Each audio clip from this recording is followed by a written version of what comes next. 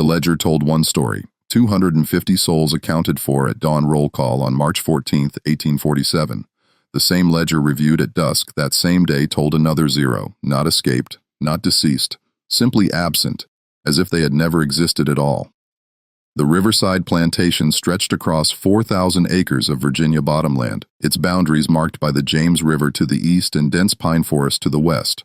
For 32 years it had operated with mechanical precision under the Harrove family, producing tobacco and corn in quantities that made Richmond merchants wealthy. The plantation's records were meticulous. Every bushel, every birth, every death documented in leather-bound books kept in the main house's library. These records would later become evidence in one of the most perplexing investigations in antebellum Virginia history. What makes this case extraordinary isn't simply the number of people who vanished. It's the completeness of their disappearance. 250 individuals, men, women, children, the elderly, gone in the span of a single hour, leaving behind no footprints in the mud, no broken fences, no stolen provisions. The overseer's daily report, preserved in the Virginia Historical Society archives, contains a single notation for March 14th. All quarters found empty at evening inspection, no signs of disturbance, no explanation. Before we continue with the story of what happened at Riverside Plantation and the decades-long mystery that followed, understand this: what you're about to hear has been deliberately obscured from historical record. The investigation that followed involved state officials, federal marshals, and private investigators hired by insurance companies who had underwritten the plantation's considerable value. Their findings were never published.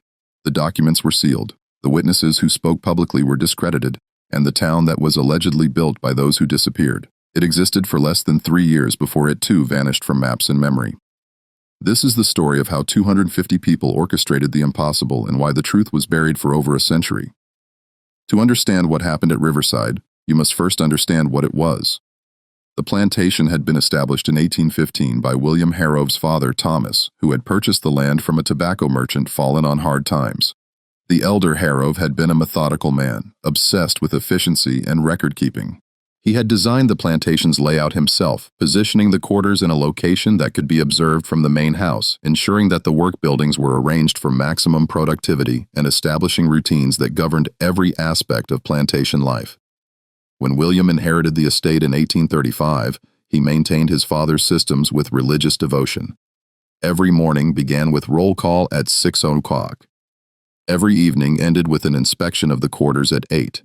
Meals were served at precise times. Work assignments were posted on a board outside the overseer's cottage. Punishments for infractions were documented in a separate ledger with dates, offenses, and consequences recorded in William's careful handwriting.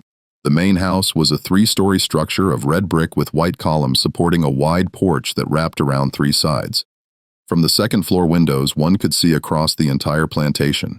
The quarters to the north, the tobacco fields to the south, the cornfields to the west, and the river glinting in the distance to the east. William's study occupied the southeast corner of the second floor, positioned so he could observe both the quarters and the main work areas without leaving his desk. Catherine Harrove, Williams, managed the domestic operations with similar precision. She had been raised on a plantation in South Carolina and brought with her firm ideas about how a household should be run. The main house staff consisted of 12 individuals who lived in a separate building behind the kitchen: cooks, housemaids, a butler, heiress, and personal servants for the family members. Catherine kept her own set of records documenting the household's daily operations in a series of journals that she had maintained since her marriage in 1828. The Hargrove children, William Jr., age 32, Thomas, age 29, and Elizabeth, age 26, had all been raised on the plantation and had absorbed their parents' attitudes and methods. William Jr. managed the tobacco operation. Thomas oversaw the corn production and livestock, and Elizabeth, unmarried and living at home, assisted her mother with household management and served as the plantation's unofficial schoolteacher for the family's younger relatives and the children of neighboring plantation owners. By all accounts, the Hargroves considered themselves enlightened owners. They provided adequate food and clothing, allowed religious services in the chapel every Sunday, and rarely resorted to the harshest forms of punishment that were common on other estates. William frequently remarked to visitors that a well-treated laborer is a productive laborer, and he believed his plantation's consistent profitability proved the wisdom of this approach. What the Hargroves failed to recognize, what they were constitutionally incapable of recognizing, was that beneath the surface of compliance and routine, an entirely separate world existed, A world of whispered conversations, coded messages, and careful planning. A world that had been building toward March 14, 1847 for years. The population of Riverside in early 1847 was remarkably diverse, a consequence of Thomas Harrow's purchasing practices and William's later acquisitions. This diversity would prove crucial to what happened, though the Hargroves never understood why. Among the oldest residents was a man named Samuel, who had been born in Africa and brought to America in 1804 before the legal importation of slaves was prohibited. He was in his 60s by 1847. His hair completely white, his body bent from decades of labor, but his mind remained sharp, and he served as an unofficial elder and advisor to the community. Samuel spoke multiple African languages and served as a bridge between the African-born residents and those born in America. He also possessed knowledge of herbal medicine, navigation by stars, and oral history preservation, skills that would prove invaluable. Then there was Marcus, the head carpenter, who had been purchased from a Baltimore estate in 1829. Marcus was 53 years old in 1847, a man of medium height with powerful shoulders and hands scarred from decades of working with wood and metal. He had been trained by a master craftsman in Baltimore and possessed skills that went far beyond simple carpentry. He could read architectural drawings, calculate structural loads, and solve complex engineering problems. The Hargroves valued him highly for his ability to construct and repair buildings, furniture, and equipment. They had no idea that he had been using those same skills for an entirely different purpose. Marcus had a wife, Hannah, and 3 children, 2 daughters, Rachel and Sarah, ages 19 and 16, and a son, David, age 14. Hannah worked in the main house as a seamstress, a position that gave her access to information about the family's plans and visitors. Rachel and Sarah worked in the fields during planting and harvest seasons, and in the main house during winter months. David worked in the carpentry shop with his father, Clear's Throat, learning the trade. Denina, the head cook, was 46 years old and had been at Riverside since 1833. She had been purchased from a Virginia estate after her previous owner died, and his property was liquidated. Denina was a woman of considerable intelligence and force of personality. She managed a kitchen staff of 4 and was responsible for feeding not only the Harrow family, but also preparing the communal meals for the quarters. This gave her control over food supplies and the ability to redirect resources without arousing suspicion. She was also one of the few people who could move freely between the main house and the quarters at almost any time, carrying messages and information under the guise of her duties. Benjamin the stable hand was 21 years old and had been born on the plantation. He was the son of a woman named Grace, who had died in childbirth when Benjamin was born. He had been raised collectively by the community with no single parent figure, which had given him a certain independence of spirit that the overseer found troublesome. Benjamin was responsible for maintaining the plantation's horses and for driving the wagon on trips to Richmond and neighboring towns to purchase supplies or deliver goods. These trips had given him knowledge of roads, towns, and the broader geography of Virginia that few others at Riverside possessed. There was also a woman named Esther, age 38, who worked as a midwife and healer. She had been born in South Carolina and purchased by William Hargrove in 1840. Esther had learned medicine from her mother and grandmother, and she possessed extensive knowledge of herbs, treatments for common ailments, and the management of childbirth. She was trusted by both the enslaved community and to some extent by the Harrow family, who occasionally consulted her when their own physicians were unavailable. This trust gave her a degree of freedom of movement and access to information that others lacked. Among the younger generation was a man named Joseph, aged 27, who worked in the blacksmith's forge. Joseph had been purchased from a Maryland estate in 1842 and brought with him skills in metalwork that made him valuable to the plantation's operations. He could repair tools, shoe horses, and fabricate metal components for equipment and buildings.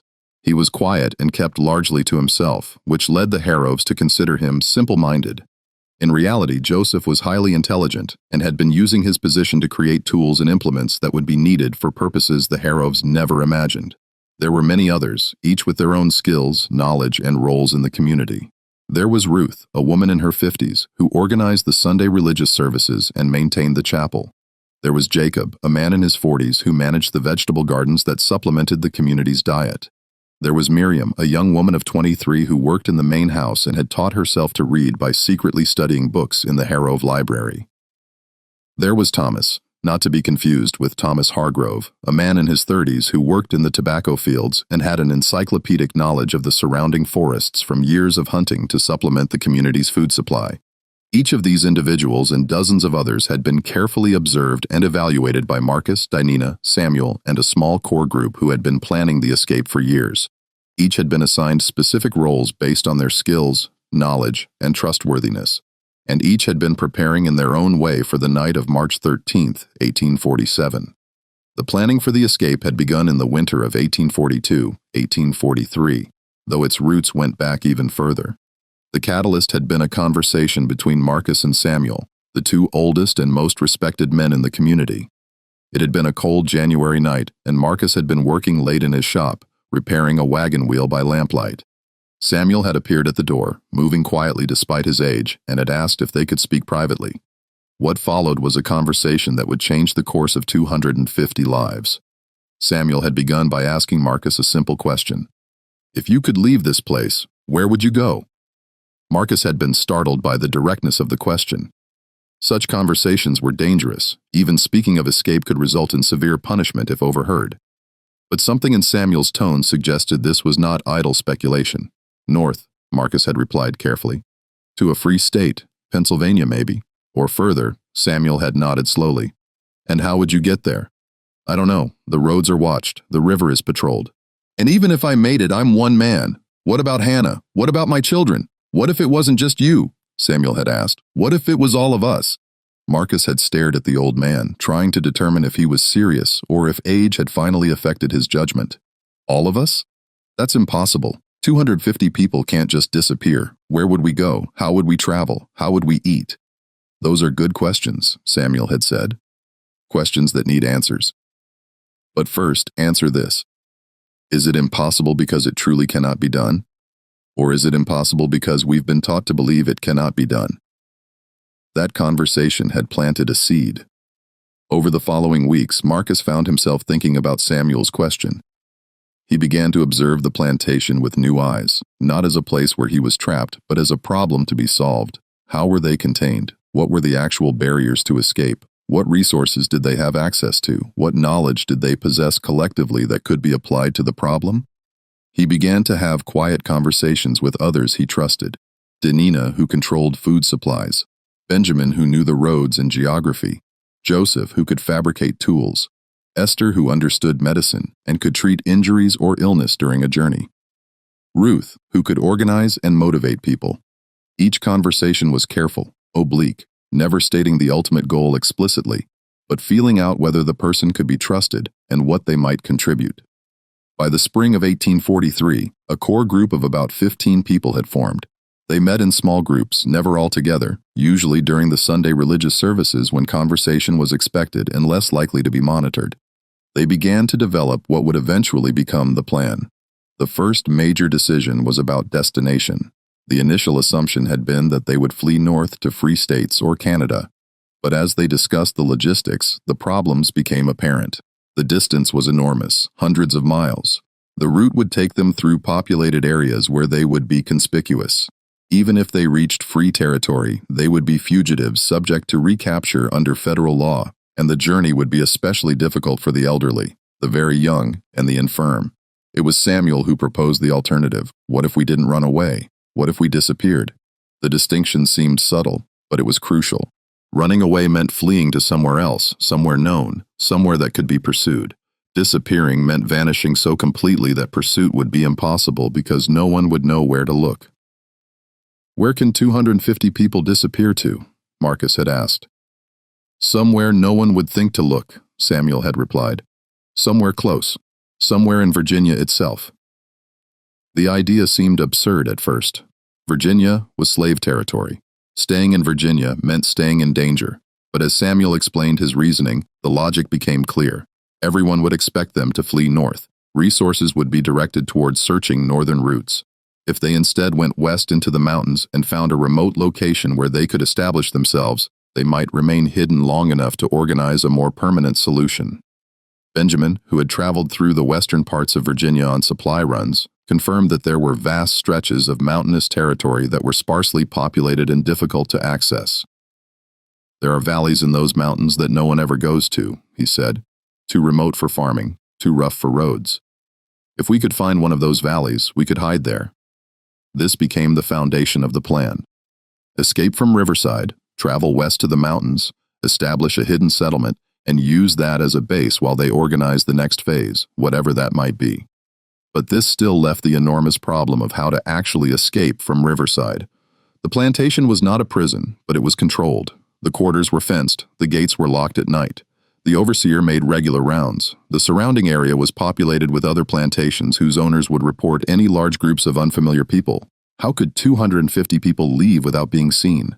It was Marcus who proposed the solution that would define the entire operation. We go under. The idea of a tunnel was both brilliant and audacious.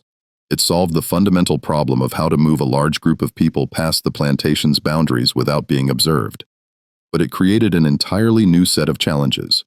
How do you dig a tunnel without being discovered? Where do you put the excavated earth? How do you support the tunnel to prevent collapse? How do you ventilate it? How do you hide the entrance and exit? Marcus spent months thinking through these problems before he even proposed the idea to the core planning group. He made sketches on scraps of wood that he burned after studying them. He calculated distances, angles, and volumes. He estimated how much earth would need to be moved and how long it would take. He identified the tools that would be needed and how they could be obtained or fabricated without arousing suspicion. When he finally presented the plan to the group in the fall of 1843, their initial reaction was that it was impossible. The tunnel would need to be at least half a mile long to reach beyond the plantation's boundaries. It would need to be tall enough for people to walk through, which meant moving an enormous volume of earth. It would require timber supports, which would need to be obtained and installed. And all of this would need to be done in secret at night while maintaining the appearance of normal plantation life during the day. It's impossible, Diner had said flatly. Probably Marcus had agreed. But what's our alternative? That question hung in the air. They had no alternative. Every other option they had considered, fleeing by road by river through the forests, had insurmountable problems. The tunnel was impossible, but it was the only impossible plan that had any chance of success. How long would it take? Samuel had asked. 4 years, Marcus had said. Maybe 5 if we work every night that we can. If we're careful, if we're lucky, 4 years. It seemed like an eternity, but they had already waited lifetimes. What was 4 more years if it meant freedom? The group agreed to attempt it. They would begin in the spring of 1844 as soon as the ground thawed enough to dig. They would work in shifts with different people taking turns so that no one would be too exhausted to perform their regular duties during the day. They would use the Sunday religious services to coordinate and communicate, and they would tell no one outside the core group until the tunnel was complete and they were ready to execute the escape. The location of the tunnel entrance was chosen carefully. Marcus's cabin was on the eastern edge of the quarters, closest to the river. It was also one of the larger cabins housing Marcus's family and 2 other families, 11 people in total. The cabin had a wooden floor, which was unusual. Most of the quarters had dirt floors. Marcus had built the floor himself years earlier, and the Hargroves had approved it as an example of the kind of improvement that industrious workers could achieve. What the Hargroves didn't know was that Marcus had built the floor with a hidden access panel. A section of floorboards in the corner of the cabin could be lifted to reveal the earth beneath. This would become the entrance to the tunnel. The first night of digging was in April 1844. 6 men, Marcus, Joseph, Benjamin, Thomas the field worker, and 2 others named Daniel and William, gathered in Marcus's cabin after the evening inspection. They moved quietly, speaking in whispers, their movements careful and deliberate. Marcus lifted the floor panel, revealing a square of earth about 3 feet on each side. They began to dig. The work was brutally difficult. The earth was dense clay mixed with rocks and roots. They had only basic tools, a few shovels, a pickaxe, a pry bar that had been carefully hidden in the carpentry shop. They could make noise, but not too much. The overseer's cottage was a H100 red yards away, and sound carried at night. They could use lamps, but only dim ones, and only inside the cabin with the windows covered. That first night, they dug down about 3 feet and removed perhaps half a cubic yard of earth. The earth was placed in burlap sacks and hidden under the cabin's floorboards. The next day, during regular work activities, the sacks were emptied in small quantities across the plantation, mixed into the vegetable gardens, spread in the tobacco fields, dumped in the compost heaps. No single location received enough earth to be noticeable. This became the pattern. Dig at night, dispose of earth during the day. Slowly, painfully, the shaft descended into the ground. After 2 weeks, they had reached a depth of about 12 feet. At this point, Marcus made the decision to begin tunneling horizontally, angling slightly upward to maintain drainage and prevent flooding.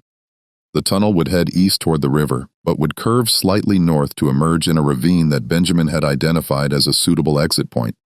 The horizontal tunneling was even more difficult than the vertical shaft. They were working in a confined space, lying on their stomachs or crouching, passing buckets of earth backward to be hauled up the shaft. The air was stale and difficult to breathe. The darkness was absolute except for the small lamps they used. The constant fear of collapse was exhausting, but they persisted. Night after night, week after week, month after month, the tunnel extended eastward. Marcus designed and built a simple ventilation system using hollow reeds that extended from the tunnel to the surface disguised as natural vegetation.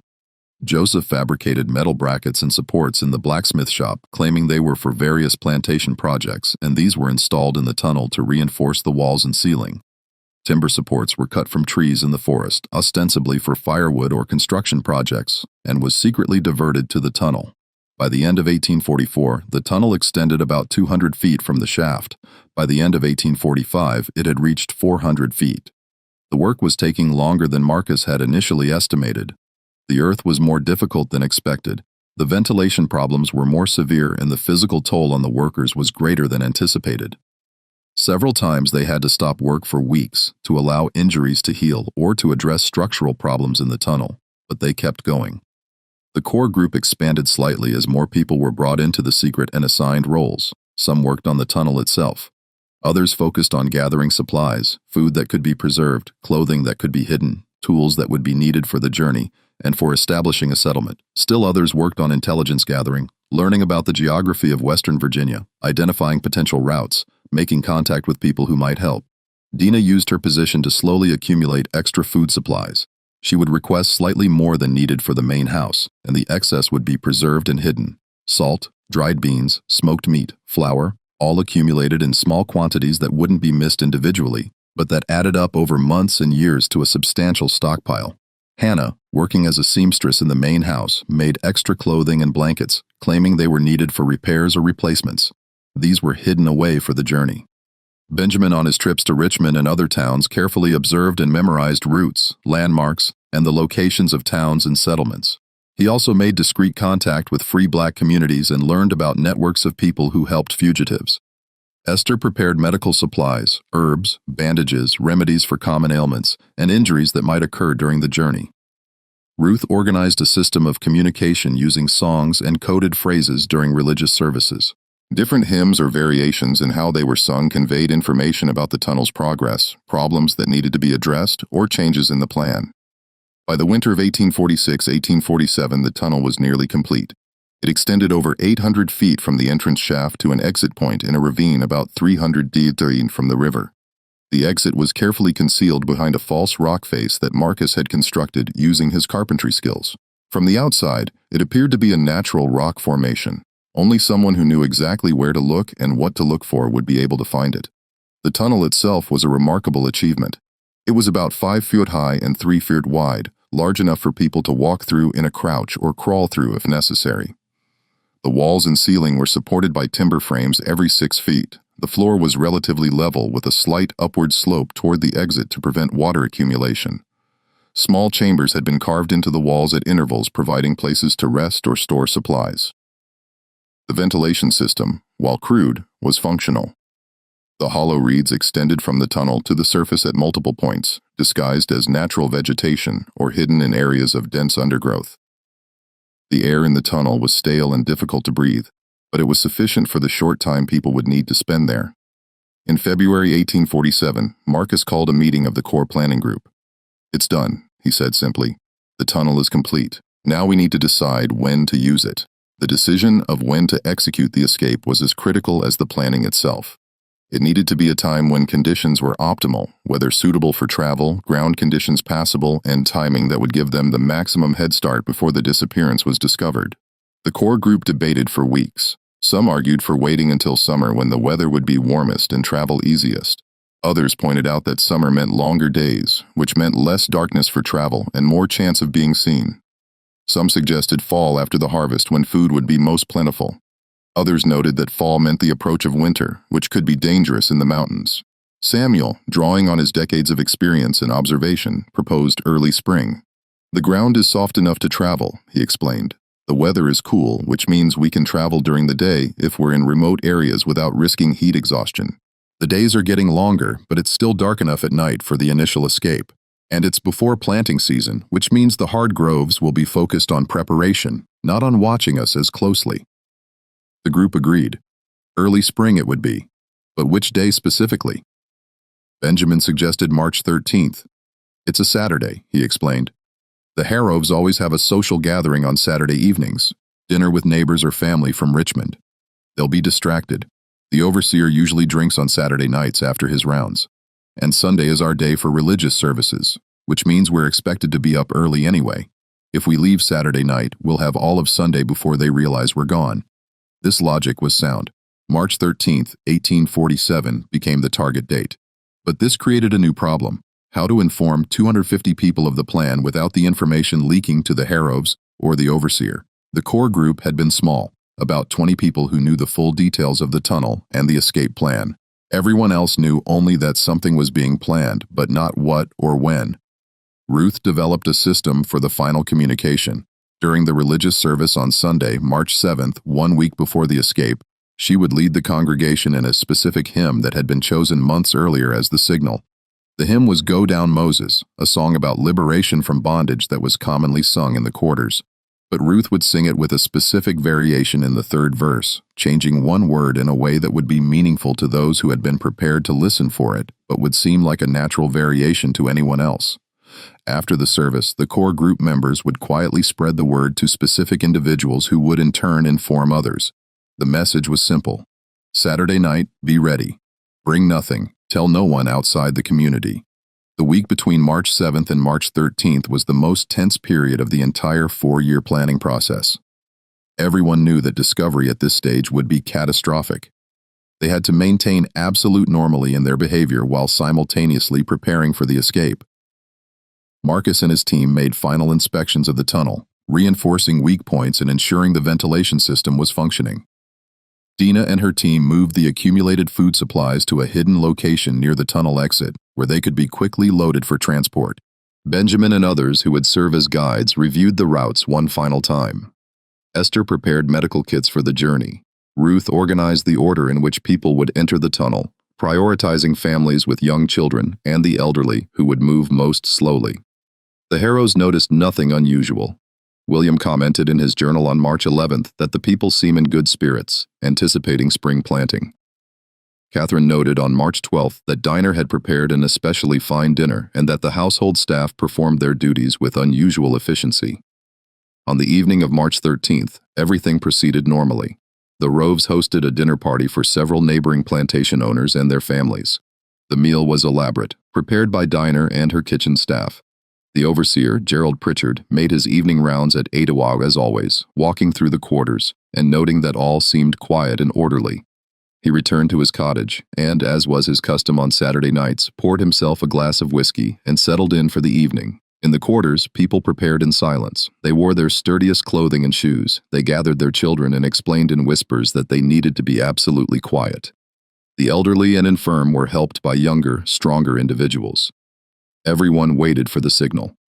At 9 o'clock, Marcus emerged from his cabin and walked slowly through the quarters as if taking an evening stroll. As he passed each cabin, he gave a slight nod. This was the signal. It was time. The escape began at 9:15 p.m. on March 13, 1847. The moon was a thin crescent, providing minimal light exactly as planned. The temperature was cool but not cold, around 45 degrees F. A light breeze rustled through the trees, providing ambient noise that would help mask any sounds of movement. The first group to enter the tunnel consisted of Marcus, Samuel, Benjamin, and 3 other men who would serve as guides and scouts. They descended through the shaft in Marcus's cabin and moved quickly through the tunnel to the exit. Their job was to ensure the exit was clear and to begin scouting the immediate area beyond the plantation boundaries. They emerged from the tunnel into the ravine at 9:35 p.m. The false rock face that concealed the exit swung open smoothly on hinges that Joseph had fabricated. The ravine was dark and silent. Benjamin climbed to the top of the ravine and scanned the surrounding area. No lights were visible, no sounds of human activity. They were alone. Marcus returned through the tunnel to signal that the exit was clear. At 9:45 p.m., the main exodus began. The order of departure had been carefully planned. Families with young children went first, so they would have the most time to travel before dawn. The elderly and infirm went next, accompanied by younger people who could assist them. The middle-aged and able-bodied went last, as they could move most quickly if time became short. The tunnel could accommodate about 10 people at a time, moving in a crouch or crawl. Each group took approximately 10 minutes to traverse the 800 feet from entrance to exit. This meant that the entire population of 250 people would require about 4 hours to pass through the tunnel from 9:45 p.m. to approximately 1:45 a.m. The operation proceeded with remarkable efficiency. People moved in silence, their movements practiced from the rehearsals that had been conducted under the guise of nighttime religious gatherings. Parents carried small children. Older children held hands and followed their parents. The elderly were supported by younger relatives or neighbors. Everyone knew their place in the order and moved when signaled. At the exit, Benjamin and the other scouts organized people into groups of about 25. Each group was assigned a guide who knew the route. The groups would travel separately, taking slightly different paths to avoid creating an obvious trail and to reduce the risk that the entire population would be captured if one group was discovered. The first group departed the ravine at 10 grands, he heading west into the forest. The second group left at 10:30 p.m., the third at 11 p.m. By midnight, 5 groups had departed and the tunnel was still moving people from the quarters to the exit point. In the quarters themselves, the evacuation was proceeding exactly as planned. Each cabin emptied in turn with people moving silently to Marcus's cabin and descending through the shaft. The cabins were left neat and orderly, with bedding folded and personal items in place. Nothing was taken except what people wore and could carry in small bundles. The goal was to leave no evidence of hasty departure. Ruth was one of the last to leave. At approximately 1:30 a.m., before descending into the tunnel, she took a final look around the quarters that had been her home for 14 years. The cabin stood silent in the darkness. The chapel where she had led so many services was empty. The vegetable gardens where she had worked were still. Everything looked normal, as if people were simply sleeping and would emerge at dawn for another day of labor. But they wouldn't. By dawn, they would be miles away, and the quarters would be empty. Ruth descended into the tunnel and made her way to the exit. She emerged into the ravine at 1:45 a.m. and was met by Marcus, who had been waiting to ensure everyone made it through safely. "Everyone?" she asked quietly. "Everyone?" Marcus confirmed. 250 souls, all free. The last group, which included Marcus, Ruth, Dinina, and several others from the core planning group, departed the ravine at 2 to Dansa. Marcus took a final look at the tunnel exit, then carefully closed the false rock face. From the outside, it once again appeared to be nothing more than a natural rock formation. They turned west and disappeared into the forest. Behind them, Riverside Plantation slept. The main house was dark. The overseer's cottage showed a single lamp in the window, which would burn until Pritchard fell asleep. The quarters were silent and empty. At 5:45 a.m., Gerald Pritchard would emerge from his cottage and walk toward the quarters to conduct the morning roll call. At 16 a.m., he would ring the bell and wait for people to emerge. At 6:05 a.m., he would begin to realize that something was wrong. At 6:15 a.m., he would be running toward the main house to wake William Harrove with news that would shock Virginia and create a mystery that would endure for over a century. But that was still hours away. For now, 250 people were moving through the darkness, heading west toward the mountains and toward freedom. The groups traveled separately, but along roughly parallel routes, all heading generally west and northwest toward the Allegheny Mountains. The routes had been scouted over the previous 2 years by Benjamin and others who had been able to travel on plantation business. They avoided roads and towns, instead following game trails, creek beds, and ridgeal lines that provided natural navigation markers. The first group, led by Benjamin, consisted of 25 people, including several families with young children. They moved slowly, stopping frequently to rest and to ensure no one was left behind. Benjamin navigated by the stars, which he had learned to read from Samuel, and by landmarks he had memorized from his scouting trips. The forest was dense and dark. The thin crescent moon provided almost no light, and they dared not use torches or lanterns for fear of being seen. They moved by feel, holding on to each other, following the person in front, trusting Benjamin to lead them true. A child began to cry about an hour into the journey. The mother quickly comforted the child, but the sound seemed impossibly loud in the quiet forest. Benjamin called a halt and gathered the group. "We need to be silent," he whispered. "I know it's hard, especially for the little ones, but sound carries at night. We're still too close to the plantation. In a few more hours, we'll be far enough away that we can rest and make some noise. But for now, we must be silent." The group continued. The child, comforted by his mother and exhausted from the excitement and fear, fell asleep and was carried the rest of the night. The second group, led by Thomas the field worker, consisted mostly of younger adults without children. They moved faster than Benjamin's group, covering ground quickly. Thomas led them along a creek bed, using the sound of running water to mask any noise they made and following the creek's course westward. The third group, led by a man named Peter, who had worked in the stables with Benjamin, included several elderly individuals. They moved slowly, stopping frequently for rest. Peter was patient, never rushing them, understanding that their pace was limited by the physical capabilities of the oldest members. The fourth and fifth groups, led by other scouts, followed similar patterns, moving west, avoiding detection, staying silent, helping each other through the darkness. By dawn, the groups had covered between 8 and 12 miles depending on their pace. As the sky began to lighten in the east, the group leaders called halts and found concealed locations where they could rest during the day. They chose dense thicket, small caves, or areas of heavy undergrowth where they could hide from any travelers who might pass nearby. The people were exhausted. Many had never walked more than a few miles at a time in their lives. Their feet were blistered, their muscles ached, and they were hungry and thirsty. But they were also exhilarated. For the first time in their lives, they were free. They had escaped. They had done the impossible. Benjamin's group found a small hollow surrounded by dense laurel bushes. They crawled into the hollow and collapsed in exhaustion. Benjamin posted 2 people as lookouts, then allowed himself to rest. He calculated that they were about 10 miles from Riverside. If the disappearance had been discovered at dawn as expected, any search would be focused on the immediate area around the plantation. They were probably safe for now, for as the sun rose on March 14, 1847, 250 people lay hidden in forests and hollows across western Virginia. They slept fitfully, unused to sleeping during the day, anxious about what would happen next, but sustained by the knowledge that they had taken the first step toward freedom. Behind them at Riverside Plantation, Gerald Pritchard was discovering the empty quarters and running to wake William Harrove with impossible news. The journey to the mountains took 13 days. The groups traveled only at night, hiding during the day in whatever concealment they could find. They moved slowly, limited by the pace of the elderly and the young children, and by the need to avoid detection. The route took them through some of the most remote territory in Virginia. They crossed the James River on the second night using a ford that Benjamin had identified during his scouting. The water was cold and the current was strong, but everyone made it across safely. They continued west, climbing gradually into the foothills of the Alleghenies. Food was a constant concern. The supplies that had been hidden near the tunnel exit had been distributed among the groups, but it was not enough to sustain 250 people for 2 weeks. They supplemented their supplies by foraging, gathering wild plants, catching fish in streams, and occasionally hunting small game. Esther's knowledge of edible plants proved invaluable, as did the hunting skills of several men who had experience providing food for the quarters. Water was less of a problem. The route followed streams and rivers for much of the way, providing ample fresh water, but the constant walking in wet conditions led to problems with blistered and infected feet.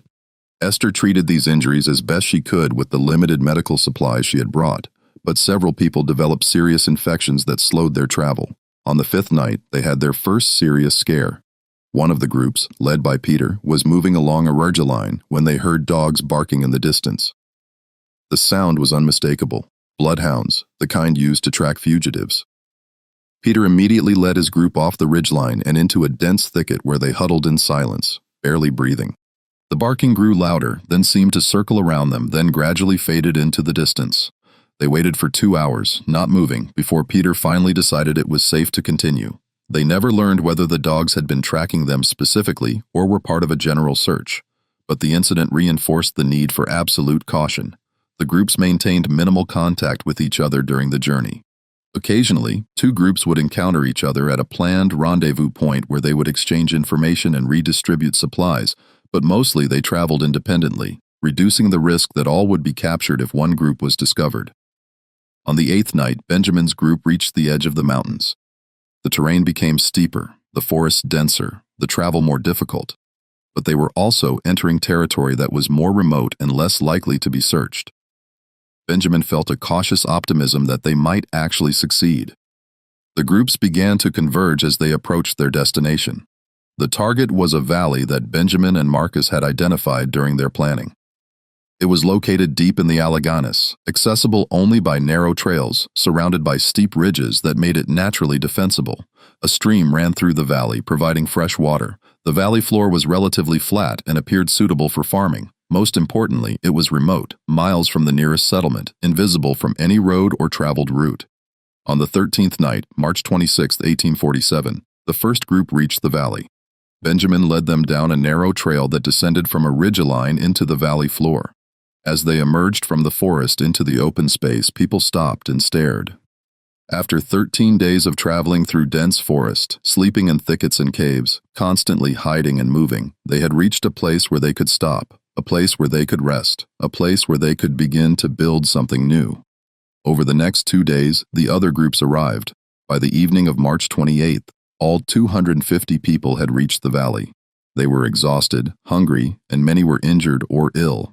But they had made it. They had traveled over 100 miles through some of the most difficult terrain in Virginia, evading search parties and bloodhounds, and had reached their destination.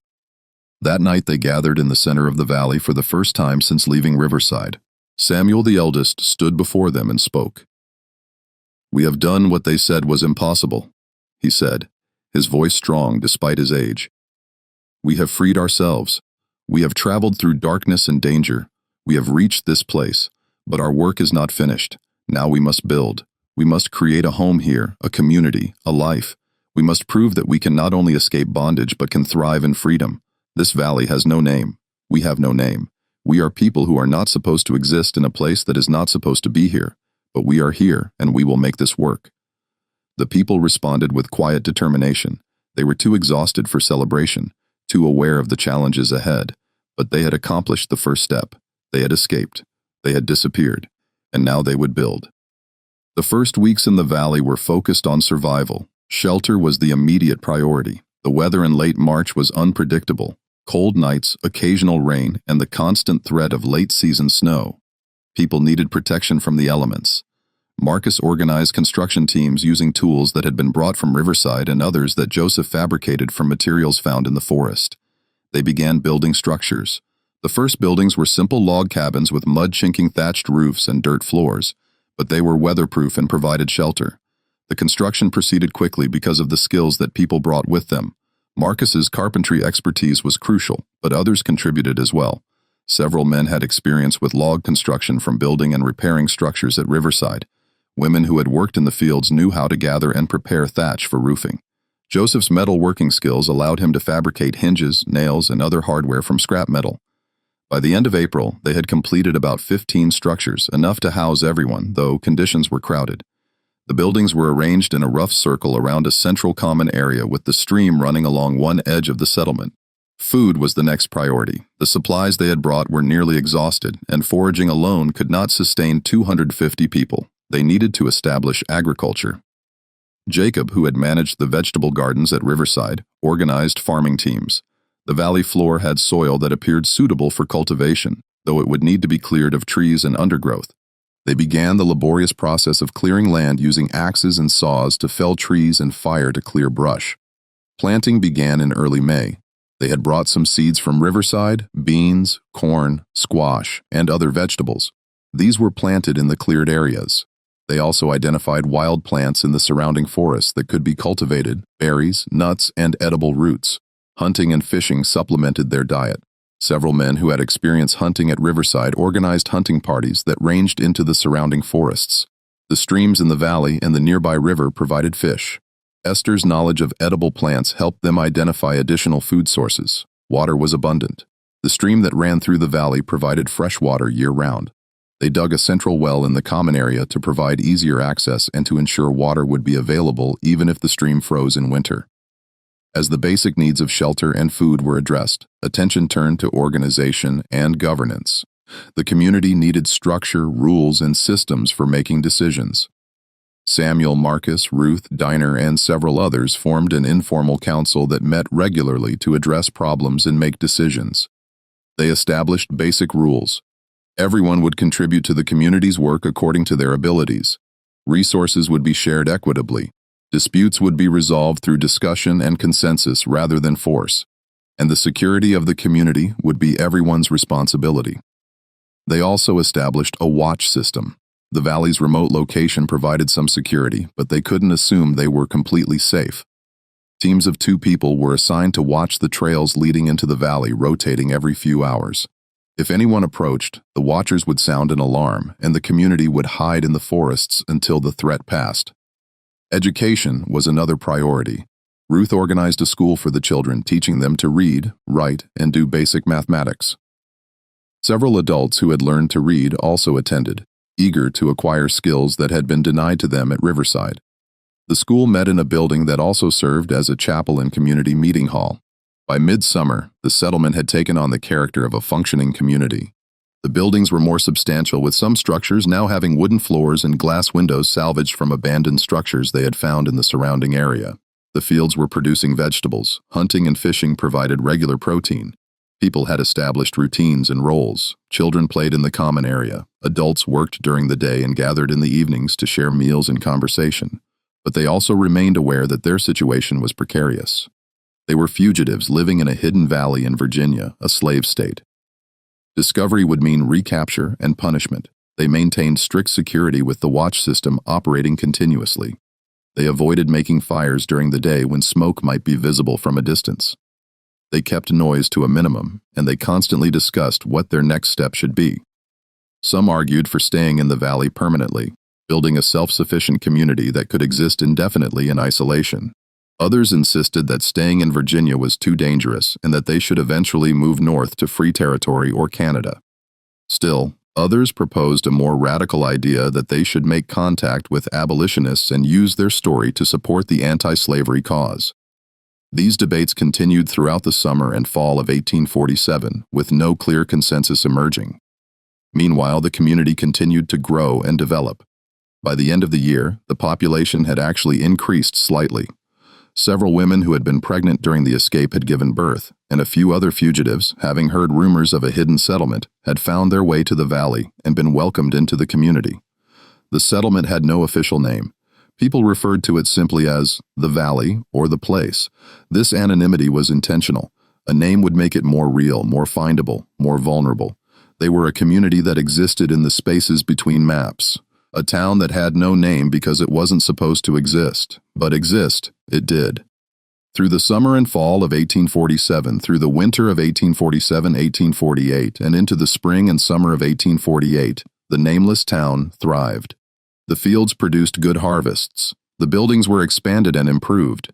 The school educated children and adults. The community developed traditions and celebrations. People who had lived their entire lives in bondage were learning what it meant to be free. And then, in the fall of 1849, hunters stumbled upon the valley. The hunters were 3 men from a town about 30 mi to the north. They had been tracking a deer and had followed it into territory they had never explored before. They descended into the valley and found themselves staring at a settlement that, according to everything they knew, shouldn't exist. The watchers saw the hunters before the hunters saw the settlement. The alarm was sounded, a specific pattern of whistles that carried through the valley. People immediately stopped what they were doing and moved toward the forest, following evacuation plans that had been practiced regularly for exactly this situation. By the time the hunters reached the settlement, it appeared deserted. Buildings stood with doors open, fires burned in hearths, food sat on tables, but there were no people visible. The hunters explored cautiously, confused by what they were seeing. The settlement was clearly inhabited. The buildings were well maintained, the fields were cultivated, there were signs of recent activity everywhere. But where were the people? One of the hunters noticed movement in the forest and called out. There was no response. The hunters conferred briefly, then decided to leave. This was strange, possibly dangerous, and definitely something they should report to authorities. They left the valley and returned to their town. Within days, word of the mysterious settlement had spread. Within a week, a militia force had been organized to investigate. Within 2 weeks, the militia arrived at the valley. The settlement was empty, not deserted in the sense that people had just stepped away temporarily as it had appeared to the hunters, empty in the sense that it had been deliberately abandoned. The buildings stood intact, but personal items were gone. The fields showed signs of recent harvest. The fires were cold, and there was no indication of where the inhabitants had gone. The militia searched the surrounding area for days, finding nothing. No trails, no campsites, no signs of a large group moving through the forest. It was as if the people had simply vanished, just as they had vanished from Riverside Plantation 2.5 years earlier. The authorities ordered the settlement destroyed. The buildings were burned, the fields were trampled, and efforts were made to erase all evidence that the town had ever existed. The location was noted in official reports, but these reports were not made public. The incident was embarrassing. A hidden community of fugitives had existed for over 2 years in Virginia without being detected. Better to destroy the evidence and forget it had happened. But what actually happened to the people? How did they disappear a second time? The answer lies in the warning system and evacuation plans that the community had maintained since its founding. When the hunters were spotted, the alarm was sounded. People immediately evacuated to pre-decided hiding places in the forests surrounding the valley. They remained hidden while the hunters explored the settlement, then waited until the hunters left, but the council recognized that discovery was now inevitable. The hunters would report what they had found. Authorities would investigate. The valley was no longer safe. Over the next 2 weeks, while the hunters were spreading word of their discovery and while the militia was being organized, the community executed a second exodus. This time, they had the advantage of preparation. They had supplies, tools, and experience. They had identified multiple potential destinations during their 2 years in the valley, and they had established contacts with networks of people who helped fugitives. The community split into smaller groups, each heading in a different direction. Some went north toward Pennsylvania and Ohio. Some went west toward the territories. Some went south, paradoxically, to free black communities in cities where they could blend in and disappear into urban populations. And some, according to later accounts, went even deeper into the mountains to other hidden valleys that they had scouted as potential backup locations. The groups left at different times over the course of 2 weeks, ensuring that no single large movement would be noticed. They took everything they could carry and destroyed or hid everything else. By the time the militia arrived, the valley had been empty for several days. This second disappearance was even more complete than the first. The groups scattered so widely and blended so thoroughly into their destinations that tracking them became impossible. Some individuals later appeared in historical records under different names in different locations, but the community as a whole ceased to exist as a unified entity. The nameless town had served its purpose. It had provided a safe haven for 2.5 years, long enough for people to recover from their escape, to learn to live in freedom, and to make plans for their futures. And when it was no longer safe, they had the skills and experience to disappear again. While the nameless town was thriving in its hidden valley, Colonel Thomas Brennan was conducting his investigation into the original disappearance from Riverside Plantation. His investigation, which lasted from March 1847 through the summer of that year, was exhaustive and frustrating in equal measure. Brennan was a methodical man trained in military intelligence during his service in the Mexican-American War. He approached the Riverside case with the same systematic methodology he had used to track deserters and enemy movements during the war. But the Riverside case defied his methods at every turn. His first step was to document everything about the plantation and the disappearance. He interviewed the Harrow family multiple times, taking detailed notes on their observations and routines. He interviewed Gerald Pritchard, the overseer, extensively. He examined the quarters, the tunnel, the plantation's records, and every piece of physical evidence he could find. He quickly determined that the disappearance had been meticulously planned over an extended period. The tunnel alone proved that. But how had such an extensive project been kept secret? Brennan calculated that the tunnel would have required thousands of hours of labor. Where had the excavated earth gone? How had the tools been obtained? How had the work been concealed? He found partial answers to some of these questions. The excavated earth had been dispersed across the plantation in small quantities, mixed with legitimate agricultural work. The tools had been fabricated in the blacksmith shop or diverted from plantation supplies in quantities too small to be noticed individually. The work had been done at night during times when the overseer was unlikely to be watching closely. But these answers only led to more questions. How had 250 people maintained absolute secrecy about the project? How had they coordinated their efforts? How had they prevented anyone from revealing the plan, either deliberately or accidentally? Brennan interviewed neighbors, merchants in Richmond who had done business with the plantation, and anyone else who might have observed something unusual. He found nothing. No one had noticed anything out of the ordinary at Riverside in the years before the disappearance. He pursued the river theory, searching for evidence that the fugitives had escaped by boat. He found none. He investigated the possibility that they had fled by road, interviewing people at every town and crossroads within 50 miles. No one had seen a large group of people matching the description of the Riverside population. He brought in tracking dogs, which refused to follow any trail. He organized search parties that combed the forests and fields around the plantation. They found nothing. By May 1847, Brennan was forced to conclude that the fugitives had somehow traveled to a destination that was not being searched. But where? North seemed most likely, but his inquiries to authorities in Pennsylvania, Ohio, and other free states had produced no sightings. Canada was possible, but the distance seemed impossible for such a large group to travel undetected. It was in early June that he received the anonymous letter that mentioned the town that has no name and suggested looking in the mountains of Western Virginia. Brennan's initial reaction was skepticism. Why would fugitives stay in Virginia? It made no strategic sense, but the letter's mention of traveling beneath the earth troubled him. The writer clearly knew about the tunnel, and if the writer knew about the tunnel, they might know about the destination as well. Brennan decided to investigate. He assembled a small team, 3 men he trusted, and headed west into the Alleghenies. He had no specific destination, only the vague instruction to look for a hidden settlement in the mountains. The search took 3 weeks. They explored remote valleys, followed rumors and hints from people they encountered, and gradually worked their way deeper into the mountains. And then, in late June 1847, they found it.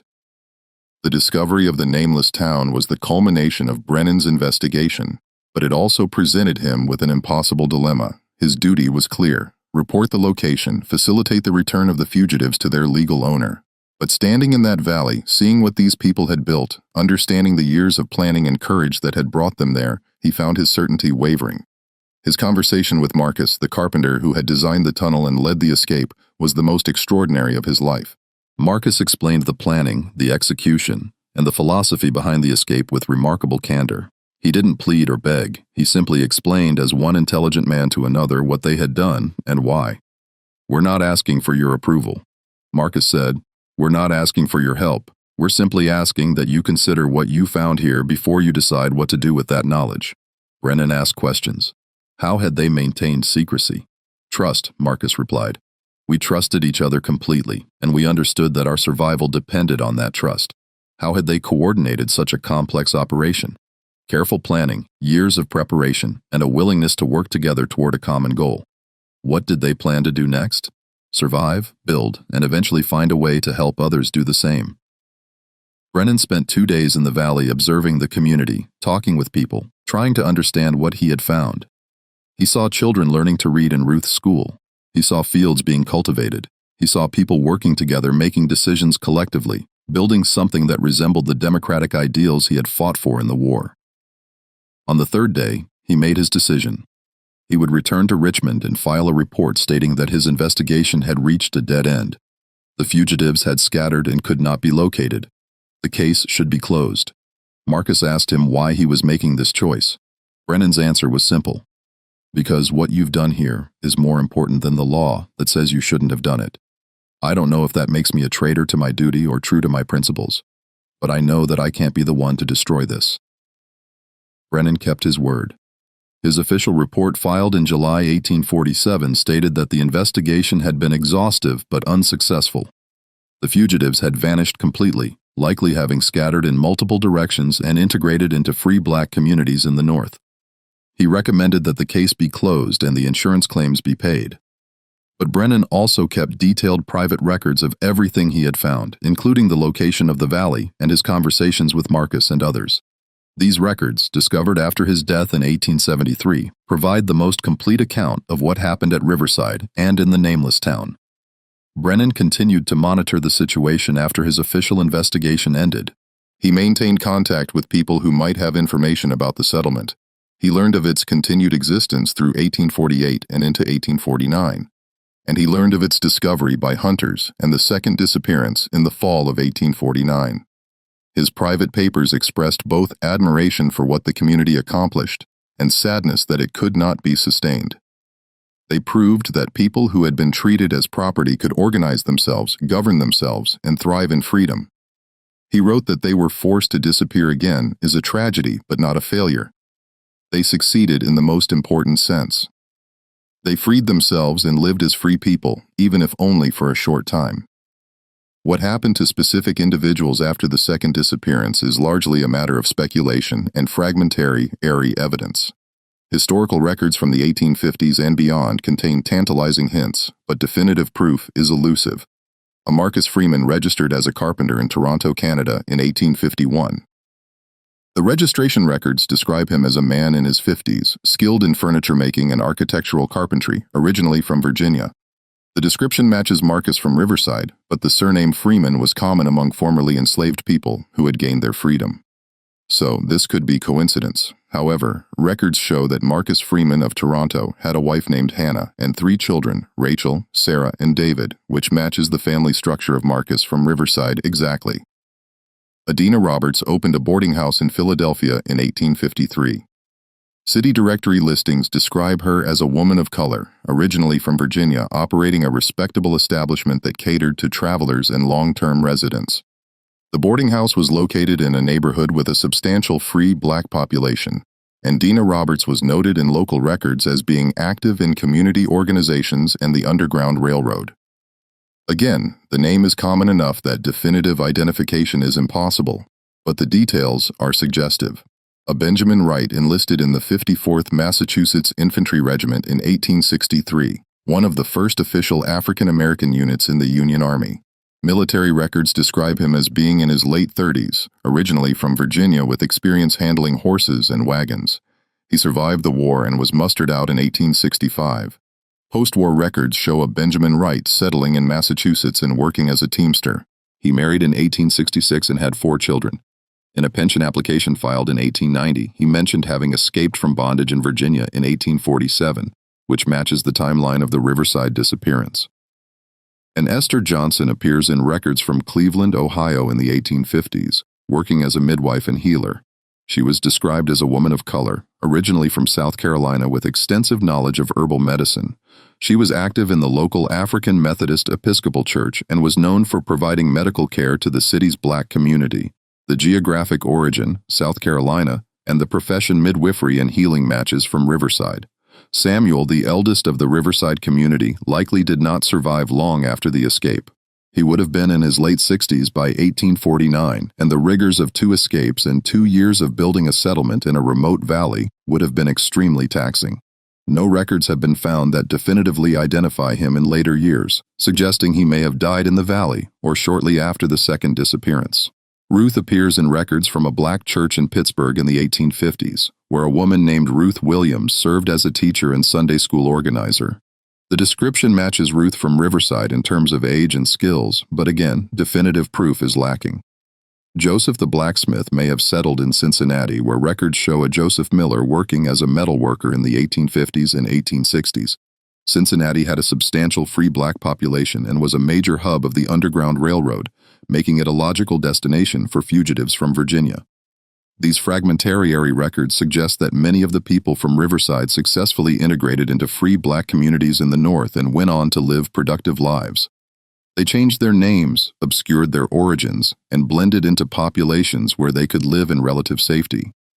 Some, like Benjamin Wright, even served in the Union Army during the Civil War, fighting to end the system they had escaped.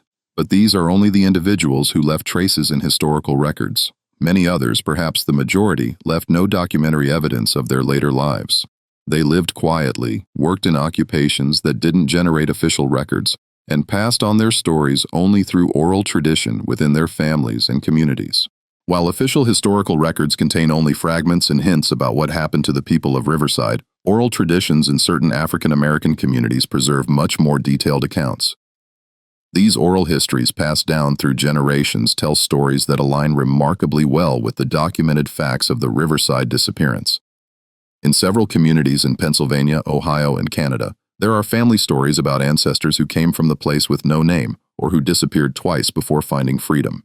These stories describe a large group of people who escaped from a Virginia plantation through a tunnel, lived for a time in a hidden valley in the mountains, and then scattered when the valley was discovered. The details in these oral traditions are often specific and consistent across different families and communities.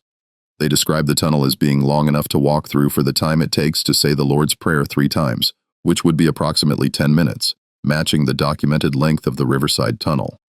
They describe the valley as being surrounded by mountains like a bowl with a stream running through it, which matches the geography of the location Brennan documented. The oral traditions also preserve details about the planning and execution of the escape that aren't found in official records.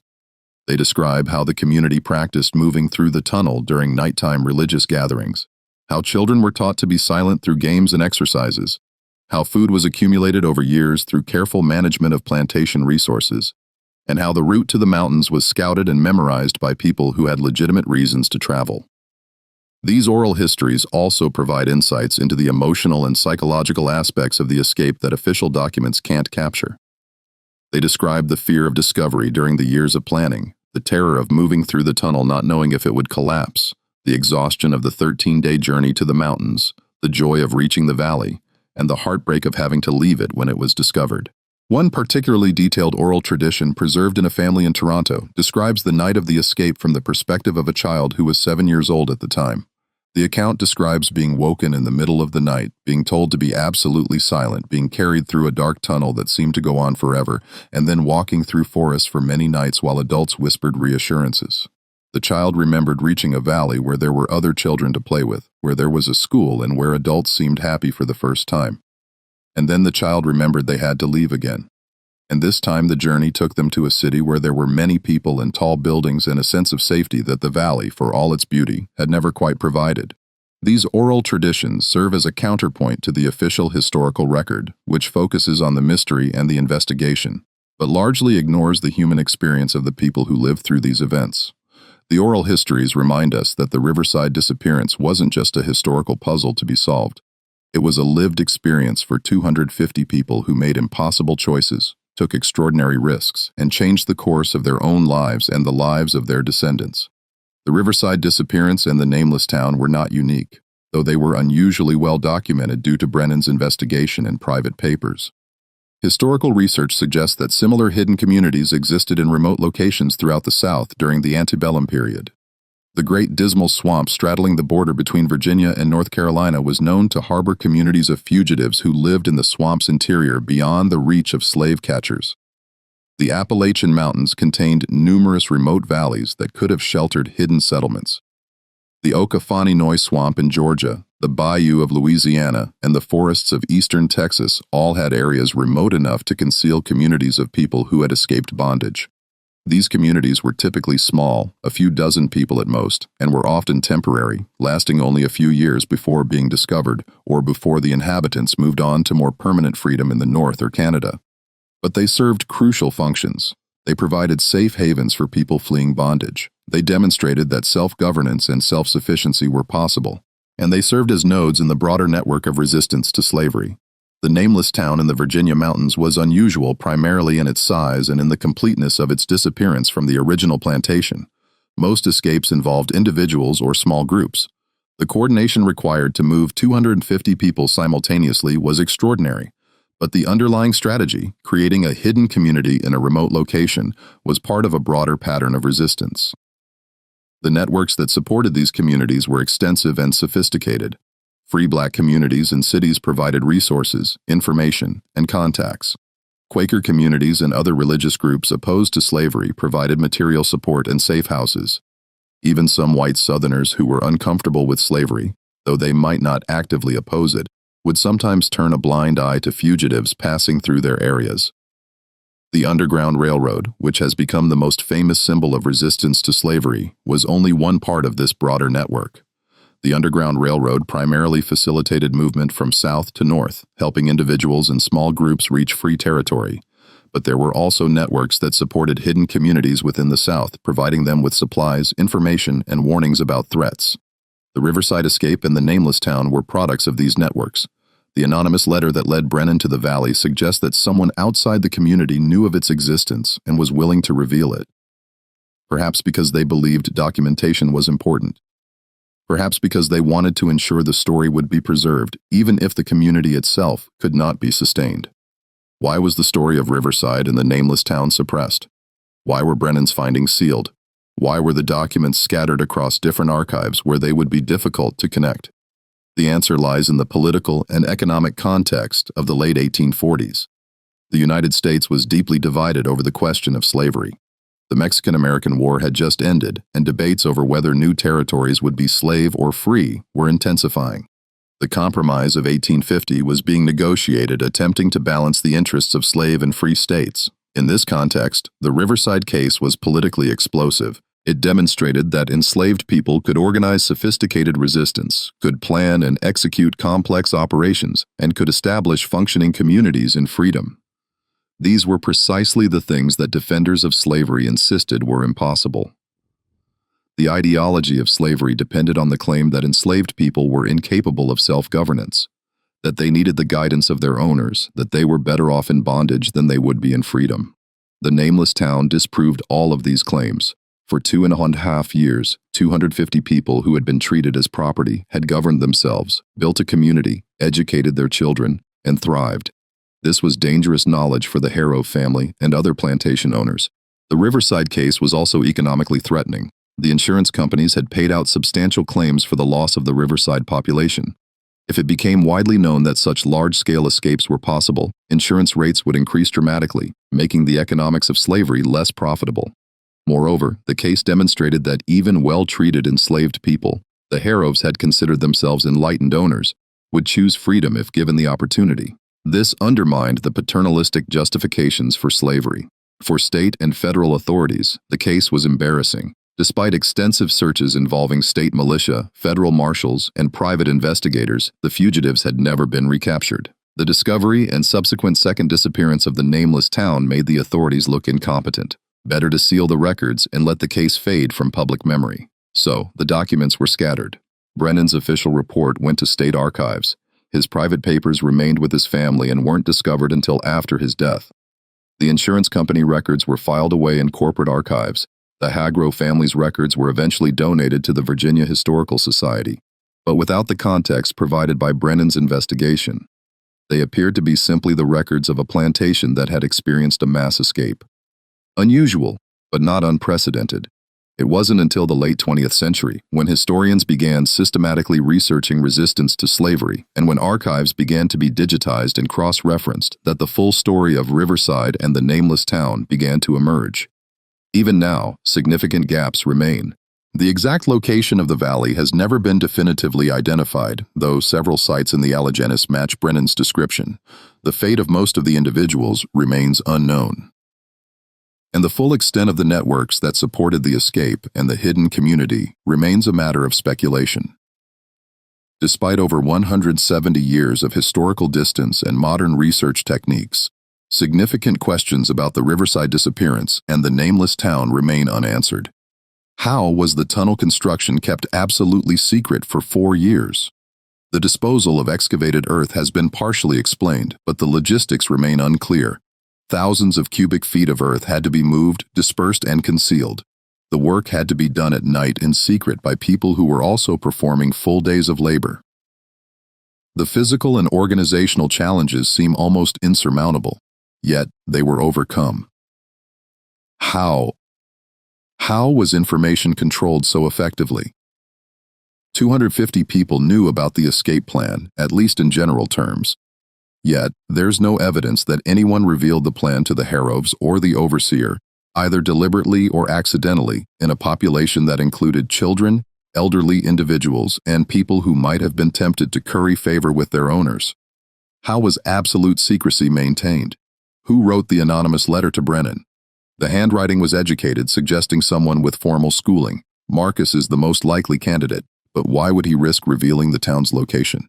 One theory is that he wanted the story documented, wanted proof that what they had accomplished was real, even if that proof couldn't be made public at the time. Another theory is that the letter came from someone in the support network, someone who believed that Brennan could be trusted, and that having an official, if private, record of the community's existence was important. What happened during the second disappearance? How did 400 people, the population had grown from the original 250, vanished so completely that the militia found no trace of their departure? The explanation that they split into small groups and left over a 2-week period is plausible.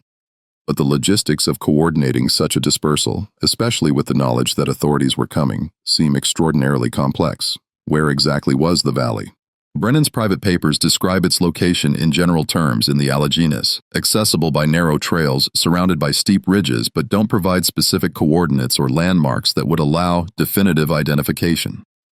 Several valleys in the region match the description, and local historians have speculated about which one might have been the site of the nameless town, but without archaeological evidence, which would be difficult to find given that the structures were burned and the site was deliberately obscured. The exact location remains unknown. Did other hidden communities exist? The oral traditions and fragmentary, airy, historical evidence suggest that the nameless town was not unique, that other hidden settlements existed in remote locations throughout the South.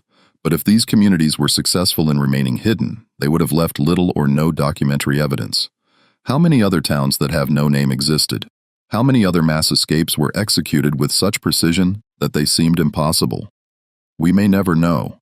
What was the long-term impact of the Riverside escape on the broader resistance to slavery?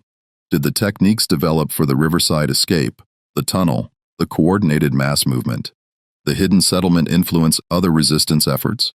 There are hints in the historical record that similar methods were used in other cases, but direct connections are difficult to prove. The suppression of the Riverside story means that it couldn't serve as an open example or inspiration, but information could have spread through the networks that supported resistance to slavery. The story of how 250 people disappeared from Riverside Plantation in 1 hour and built their own town is at its core a story about human capability, courage, and the drive for freedom. It's a story about Marcus, a carpenter who used his skills to design and build a tunnel that made the impossible possible. About Samuel, an elder who preserved knowledge and wisdom that guided the community. About Dina, who used her position to accumulate resources and information. About Benjamin, who learned the geography that would lead them to safety. About Esther, who provided medical care that kept people alive. About Ruth, who organized and educated. About Joseph, who fabricated the tools they needed, and about dozens of others whose names we don't know but whose contributions were essential. It's a story about planning and patience.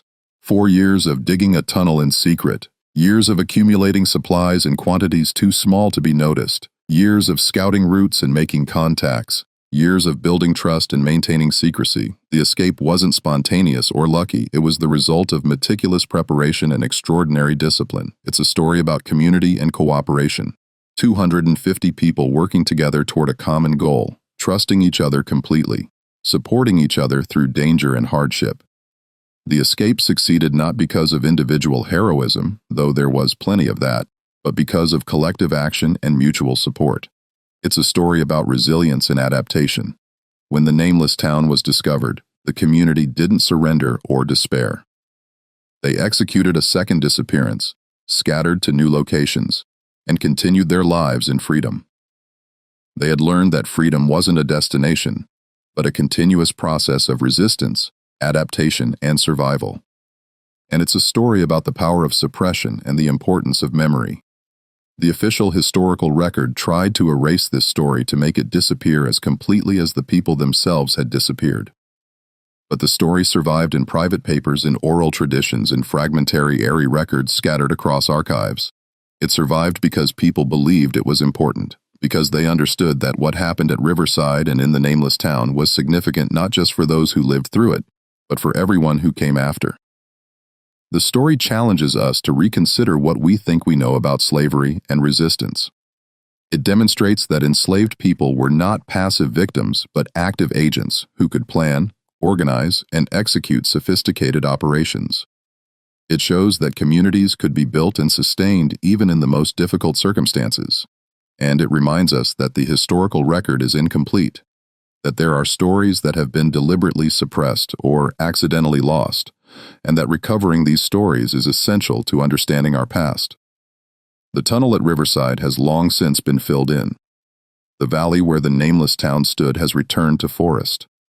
The people who orchestrated and executed the escape have been dead for over a century, but their story remains preserved in documents and memories, a testament to what people can accomplish when survival demands the impossible.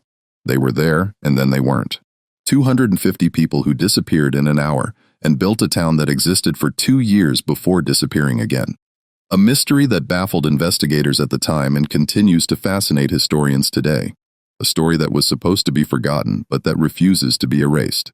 And somewhere in those mountains, if you know where to look, you can still find traces. Foundations hidden under decades of leaf litter. Depressions in the ground where buildings once stood. The remnants of a community that existed in the spaces between maps, built by people who were never supposed to be free in a place that wasn't supposed to exist. They proved it was possible. They disappeared, they built, they thrived, and they disappeared again. And in doing so, they left a legacy that extends far beyond the 2.5 years that the nameless town existed. They demonstrated that freedom could be taken, not just granted. That communities could be built by people who had been denied the right to build. That the impossible could be achieved through planning, courage, and collective action. The official records say the case was closed in August 1847. That the fugitives were never found, that the mystery was never solved. But that's not quite true. The mystery was solved. Brennan solved it.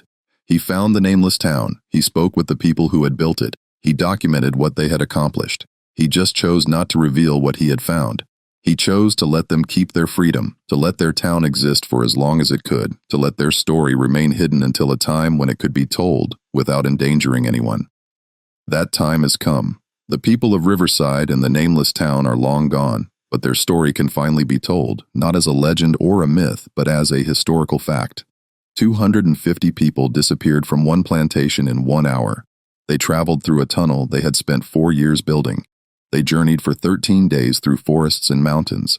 They built a town in a hidden valley. They lived there for 2.5 years. And when that town was discovered, they disappeared again, scattering to new lives in new places. It happened. The records prove it. And the fact that it happened, that it was possible, that it was accomplished matters more than any of the questions that remain unanswered. They did the impossible. And in doing so, they changed what we understand to be possible. Understand to be possible. Understand to be possible. Understand to be possible. Understand to be possible. Understand to be possible. Understand to be possible. Understand to be possible. Understand to be possible.